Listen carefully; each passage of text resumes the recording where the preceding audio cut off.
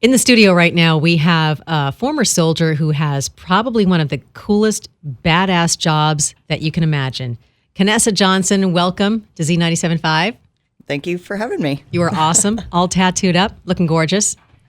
Can you tell us in one sentence what it is that you do?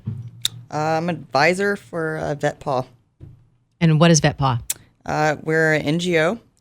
We go over to Africa and we help train park rangers to fight against the battle of poaching. How long were you in the military? I was in the Army for 4.5 years. Were you here at Fort Campbell? No, I wasn't. I was at Fort Hood. And how do you go from the Army to doing what you do, going after poachers in Africa? Believe it or not, I would never in my life thought I would be in this position ever. I got out of the Army and kind of traveled a little bit, went to all kinds of different states and ended up in Vegas and was a firearms instructor out in Vegas and worked in some gun shops and I've been an avid shooter and was a diesel mechanic in the Army. So when I got this opportunity to go and do this kind of stuff in Africa, it was kind of a blessing in disguise. It gave you like something to do that you felt passionate about and noble. It was noble and it just gave you a sense of purpose again. And a lot of veterans, when they get out of the military, they kind of lose that. They don't know where they're going or what they're doing, and it's kind of lost. And this guided me back into the place I needed to be. Did you feel that way when you got out of the Army? You felt lost? Yeah. I mean, I felt like my time in the service was cut short. I didn't finish. I was really hard on myself.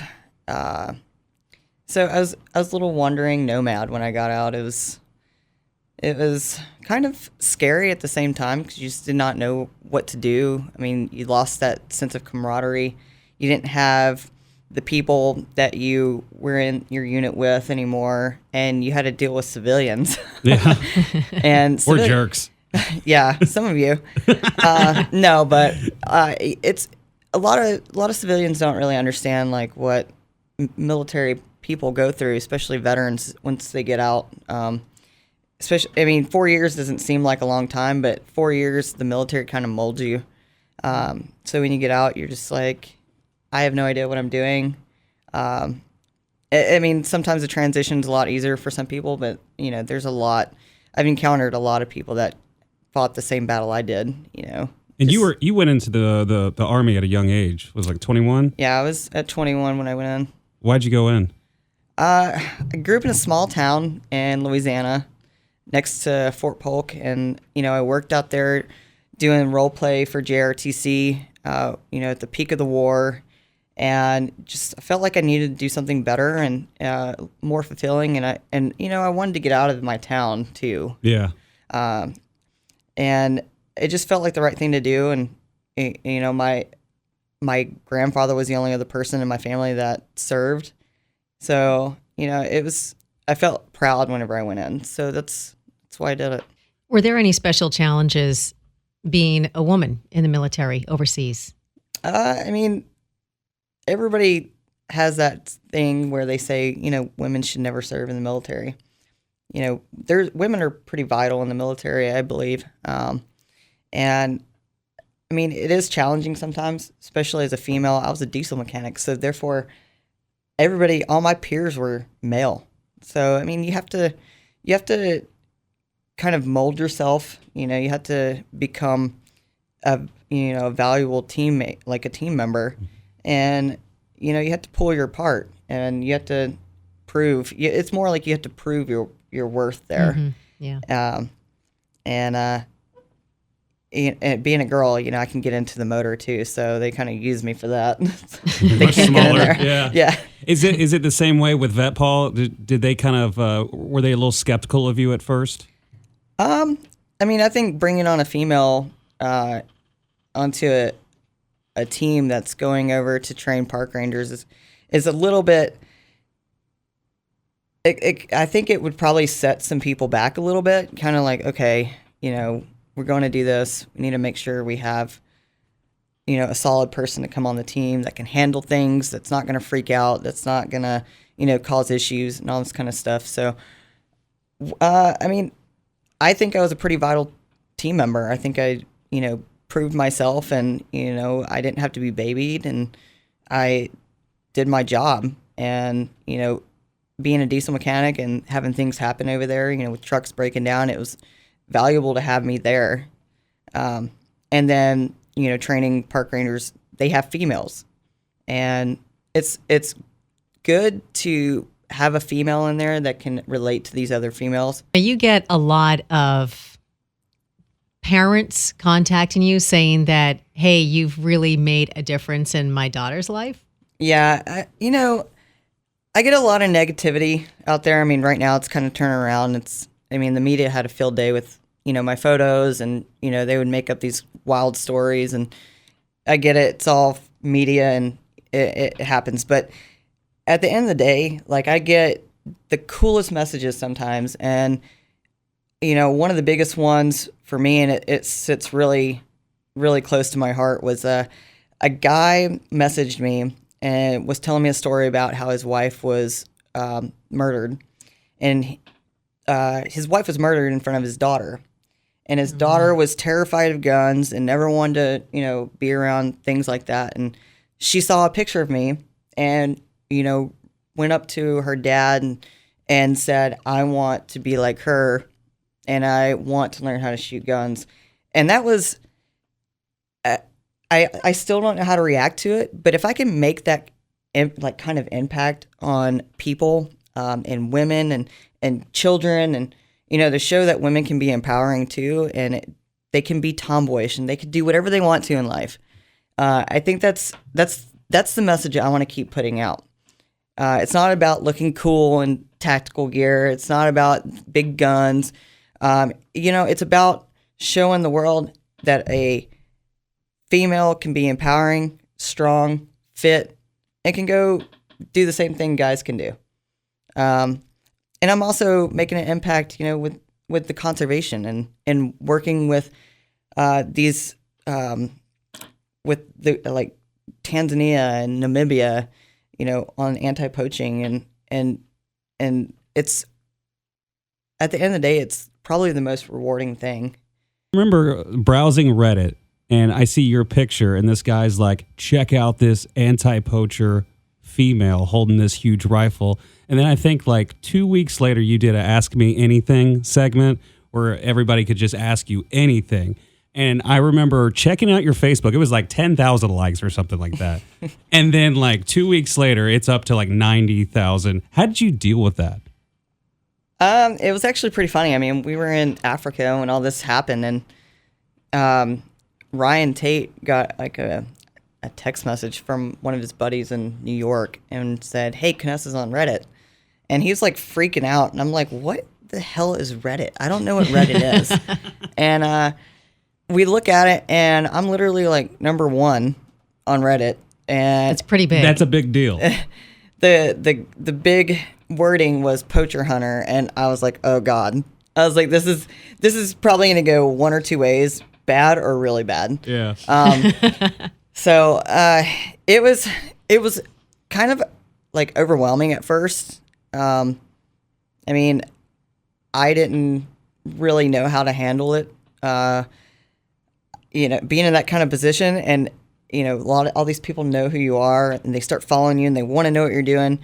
The only thing I had an issue with, everybody thought I was like over there murking dudes, and the team was murking guys, and it was not the best thing that went out, but it brought a lot of attention to what we were doing. It brought a lot of attention to the conservation and the anti-poaching, and just how big of a deal the poaching issue was, and the fact that we were all veterans and that we were over there doing this, and we did it strictly as volunteers. Mm-hmm. I mean, oh, you don't get paid? No.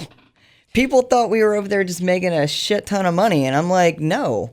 I mean, I was fine because I had my disability coming in, and then the guys, Oz, one of our medics, he still reserves, but he had to take out loans. Brian is going crazy because he's trying to do everything with the donations, and we're trying to take care of, the missions, and we're trying to take care of ourselves. And See, that just makes it more badass. The Yeah, it fact that does. what they're doing, they're going after, because I would imagine that poaching, they're probably getting paid all kinds of money to do what they're doing, which is Right. probably the only reason why they're doing it. Exactly. So they're going after these guys with the money, but they're doing it really on a volunteer basis and on donations, right? yeah, I mean, we were strictly donations. I mean, the donations that come in go towards money for our missions that we go on. It goes towards taking care of us while we're there, food and all this kind of stuff that we need. The donations also go to providing clothing and supplies and equipment for the park rangers. And then, I mean, in our travel, I mean, obviously, if you're a nonprofit, you are not going to have the money for all of this, and it's strictly for donation purposes. Like anybody that donates to Vetpaw, donates for one of those reasons. It's not we're pocketing it and we're hiding it from the IRS. That is not happening. Yeah. So when I see people freaking out and they're like, "Oh, where's our donations going to?" and all this kind of crap, it is going towards good things, especially with conservation and what we're doing. So I mean, it's just funny. Do you guys have to work closely with the governments over there? Because I'm wondering, like, if you're going after the poachers, did you have to? Sorry, I was distracted. So when you're going after the poachers, I mean, is obviously what they're doing is illegal. So I mean, did you have to go through the government to get permission to what you're doing? I mean, we got permission to come to Tanzania and work there in train park rangers and run missions by Minister Nylandu. And we can't just go in there and start, freaking out and Right. doing all kinds of crazy stuff in a country without permission. I mean, there's MOUs that had to be signed, and that was like the biggest problem we had there. One of the big rumors, and I have to address it. I know this is going to sound weird, but are you a lesbian? Tyler likes to ask things pretty much point blank. Yeah, He doesn't yeah. really skirt around Well, I issues. see it online, and I want to know. I'm gonna spit my coffee out. No, it's funny because people look at me and they're like, "Oh God, she's covered in tattoos. She looks like a butch. She looks really muscular. She's got to be gay." I don't got a problem with a gay person, but I'm not. Cleared up. Just broke a bunch of female hearts right there. All right, so where can somebody donate to the cause of Vetpaw, and when are you guys going out? Well, we're looking to go back out the first of the year.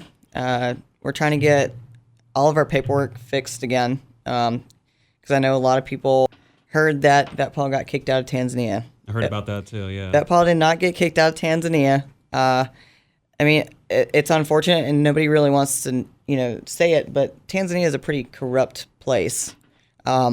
So a little bit of money and bribing somebody goes a long way. So with that, we were told to cease operations. We were told, to stand down pretty much. And we're just sitting there on our ass.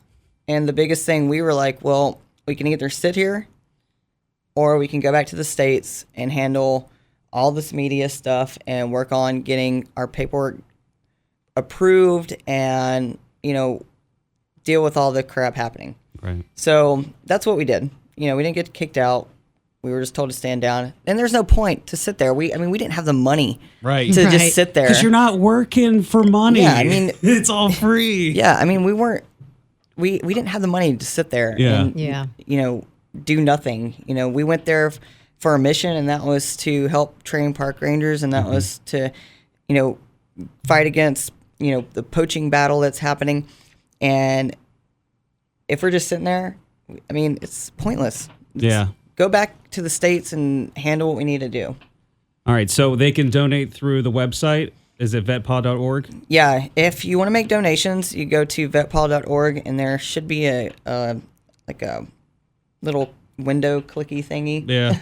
Little button. Yeah, a little button that says to donate or whatever. I haven't looked at the site in a while, so I need to go check it out. But there is a site that you can go on there and donate. And just know that all your donations are going to fighting this battle with poaching and Not the your training. 6-figure salary. Yeah, I mean, I wish I was seeing a six-figure salary. I mean, that'd be nice. But I mean, nobody that did this signed up for money or a TV show. We did it. We were all strictly volunteers, and we felt like it was something that we were very passionate about, and we all did it for the right reasons. No matter what anybody says. I mean, people say we did it for a TV show or we did it to be famous or whatever. I mean, it's not that. We went over there to do a job, and that's what we went there to do.